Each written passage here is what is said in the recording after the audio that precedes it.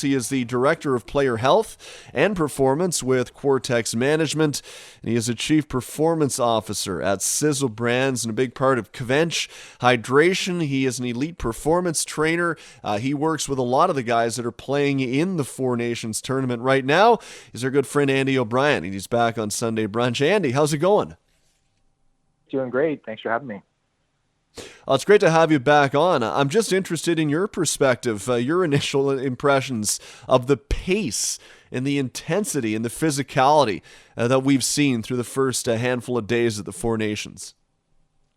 Well, it certainly didn't disappoint, especially that game last night. But even the first game, I just thought really good hockey, great teams, fast, a lot of skill. And certainly last night, a lot of physicality that seemed like quite the environment. So it's pretty amazing if you're a hockey fan. How difficult is that for guys to flip that switch? Because, look, I mean, that's not what we see during the regular season every night. It just can't be. You can't sustain that, right, physically over 82 games and then into the playoffs. So there's naturally going to be a little bit of a build as an NHL regular season goes on. But we saw a switch flip here clearly to a type of intensity, a type of pace that I think is reserved for Game 7 of the Stanley Cup Final. How difficult is that for guys to get to that point so quickly? Yeah, it's a good question. I don't think it's difficult at all. In fact, I think the difficulty is in the regular season. It's just really trying to find that level of consistency in a day in, day out basis for long periods of time. I think that's actually more of a challenge. But all of these guys, they eat, sleep, and breathe hockey. They love the game. They live for these moments, especially the ones that are at that level. I don't think you get to that level unless you're somebody that loves to rise to the occasion and lives for these big stages. And so I think that part is really easy, and that will be pretty organic with the players, especially with the crowds and the buildings and the fact that this hasn't happened in quite a long time. So I think that's the easy part. And you're right, you do see in playoff hockey, it's just so different than the regular season, just the quality of competition. And I would say this is even more elevated just because there are so many good players. I mean, there's players in the fourth line that are the best players on their respective teams. So it's pretty incredible to watch.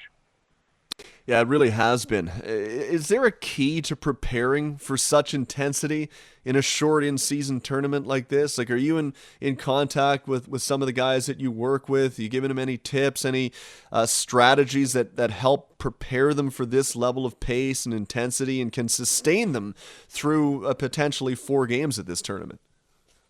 No, I don't really think there's much that you can do to prepare. I think the key thing is trying to use that short window, 2 days, 3 days, what have you, and then as the tournament goes on, to basically just try to recover as best as you can, and then, of course, try to come together as a team. And certainly the more you're playing together as a group, the easier it gets physically. So when someone possesses the puck and the other 4 guys on the ice know where they're going and what they're doing, that game is a lot less fatiguing than when you're trying to react and guess and you have a little bit of extra skating and a little bit of extra energy expenditure to try to react or catch up or get to places on the ice a little bit more because, you weren't able to anticipate it the way you can with your own team. So I do think just that lack of the fact that they haven't been together for very long does create a real challenge for these players, and it's probably more physically exhausting for that reason. With Andy O'Brien. He is the Director of Player Health and Performance with Quartexx Management. He's also the Chief Performance Officer at Cizzle Brands and a big part of Quartexx Hydration. So Canada made their way to Boston for their next game against Finland on Monday at 1 p.m. Eastern after the game on Saturday night, but due to delays in travel, snowstorm pelting really a good portion of the eastern seaboard right now. They didn't check into their hotel till around 6 a.m. Eastern this morning. If you were working with Team Canada in the player health and performance department, what kind of things are you telling the staff about how to best keep guys in the best possible position to be ready to go on Monday? Like, what sort of plans are you putting in place, knowing what I just explained about how difficult it was for Canada to get to Boston and how that interrupted their plans? Yeah, there's no question about it. I think planning ahead and making your decisions should be all about trying to expect different things to happen. So, for example, in these types of tournaments, a lot of times you have peripheral staff, so they're not necessarily staff that's traveling with the team, but players will have soft tissue therapists and different people that they bring in, professionals to help them, with treatments and things like that. And those people actually have to get there as well, taking commercial flights, some of them. And so that's a challenge. I think you probably have people like that on all teams. So that would be something that everybody's kind of dealing with mutually. And I think it also planning when you travel, like I know with the NHL, we anticipate weather challenges. There's been times where I've been working with teams and we have a short flight, but then we have to factor in, well, what if the game goes into 3 overtimes and, you're not flying at 11:30 at night, you're flying at 2:30 in the morning, and then you get a plane delay, now you've missed that window to sleep. So I think that it really starts with preparation and trying to think through all the contingencies and all the possible scenarios and, try to have the best plan possible. And then once you are handed the cards that you're dealt with respect to sleep and time and recovery and all that, all you can really do then is really try to work together as a group and figure out how much work you need to do and how much rest you need to get. And that's always a delicate balance, and there's a bit of an art to that. I know you're a big part of the Cizzle Brand company, the Chief Performance Officer there, big part of Kvench Hydration with Andy O'Brien. What is the importance of hydration in between games, especially when you have really such a short time like Canada does, less than 48 hours between such an intense game against the United States for their next really critical game Monday at 1 p.m. Eastern against Finland? How important is proper hydration to keep guys where they need to be? It's huge. It's definitely one of the most important boxes that you have to tick as a hockey player. And certainly most of the players at that level are fairly well educated with hydrating up to the game, hydrating during the game, hydrating after the game. So I think that's relatively standard. But as the intensity of the games increase and the core temperature of your body increases with that physical workload and that intensity, now you start to get more hydration and you're losing a little bit more electrolytes. So it becomes important to not just stick with your normal routine as that workload and intensity increases, but then you have to really adapt to that and make some small changes. And sometimes what happens when you have a late travel is people have a tendency to sip a little bit more coffee that day, their nutrition changes a little bit, their routine changes, and that can add to the dehydration, not to mention they're on a plane for a couple of hours, which is significantly more dry. So these would be all things that I think most of these players fairly well dialed in at this point, and would have some strategies and be able to just change those nuances going into that next game. It's interesting you say that about coffee. I'm well aware that does not count as hydration, but I talk to a lot of people. I'm like, you don't drink anything all day. Oh, yeah, I do. I have like 6 coffees at my desk all day. That's not hydrating. Yeah. That doesn't help. Explain that concept that it's not just about drinking, it's about drinking the appropriate things that help you. Yeah, absolutely. Well, coffee, it does actually count. Those are fluids that you're putting into your body. But the fact that you're putting caffeine, which is a diuretic, into your body, now it increases the rate of excretion of those fluids. So you have to actually take in more fluids when you drink more coffee. So it's not so much that the fluids don't count, but it actually increases your needs. So if you're just using that to replace your fluids, that's no good. So there's definitely, I think you see this a lot with coffee, where you have people that when they don't sleep, they wake up and drink a little bit more coffee in those days to get the energy. But typically when you're not sleeping well, you're waking up, your heart rate's already a little bit higher, right? Just from the fact that you haven't slept. And so you kind of are building these stress hormones and then taking the coffee. So now you've got that increased energy expenditure and that heartbeat. There's going to be naturally a little bit of dehydration with that. And it's not always the best thing. Sometimes it's what you need to get through the day, but certainly adding just healthy hydration and make sure the fluids that you're consuming to rehydrate don't have the sugar and some of the added things that you don't want to put into your body as well. Yeah, it's really fascinating to understand. There's a science behind it, and that's why guys like you are so important to lay it out in a way that's easy to understand and everybody can follow along. With Andy O'Brien, Director of Player Health Performance, Quartexx Management, Chief Performance Officer at Cizzle Brands, big part of Quench Hydration.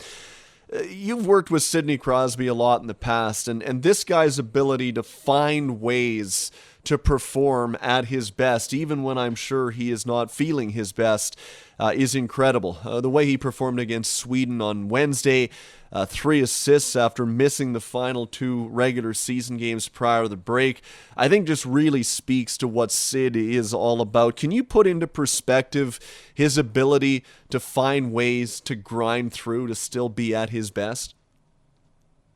Yeah, it was pretty amazing for me to see. I was at home watching that one and just blown away by his performance in that game. It just, the ability, you see it with all of these players that are in this tournament in the regular season on their respective teams. You know, they are all the ones that elevate, you know, that show up in the big games and that have this ability to perform at a high level when needed. And then you put them all together and where it's a relatively even playing field. And Sid, you know, then has the ability to separate himself even amongst that group of individuals, you know, to be able to elevate and perform and really just do incredible things. There was just so much nuance to those plays that he was making out there that make them incredibly brilliant plays and that just show how special his skill set is and how special of an athlete he is. So it was pretty incredible for me to see. I was really proud of him watching that. And, you know, now he's in the fight, and there's a lot of hockey to be left to play here over hopefully another 2 games. So we'll see what happens.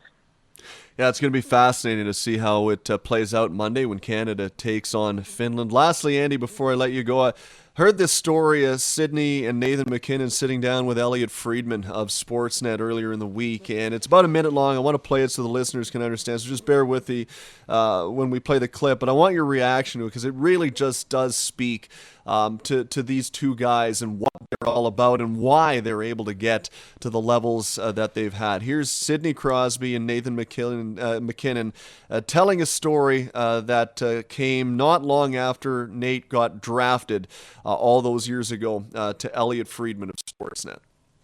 What's your best Sid story? I probably was 15 then, 14, and then 2-3 years later I got drafted by Colorado, and it was Canada Day. Around Canada, they always go to PEI. So I would have got drafted like June 28th, flew back, it was like July 1st, and I'd meet them at the beach to do a beach workout. And there's this like small little hill on the beach. It was 10 sprints to finish the workout, and I lost all 9. But on the 10th one, I don't know how, but I got a good start, and I was ahead of him halfway through. Then I feel a hand on my ankle, just dragged me all the way down the hill, and my face smacked into the sand. And then he ran to the top. So Still can't believe I did that. Psychopath. I barely knew him, but yeah. I thought it was unreal. Like I loved it. So it was unreal. Yeah. I always knew you hated to lose. I didn't know you were that much of a sore loser. And I didn't lose any sleep over that. No. I didn't think that was weird at all. It's just probably. Oh man, what a great story. And Andy, I'm sure you can speak to that from a very unique perspective. That's not made up. That's not hyperbole, is it? That really is what Sid is all about. Yeah, absolutely. I remember being there. So that's a pretty vivid memory in my mind as well. And sometimes as a trainer, you know, those are they're not as amusing at the time because you feel like you kind of lose control of the workout a little bit.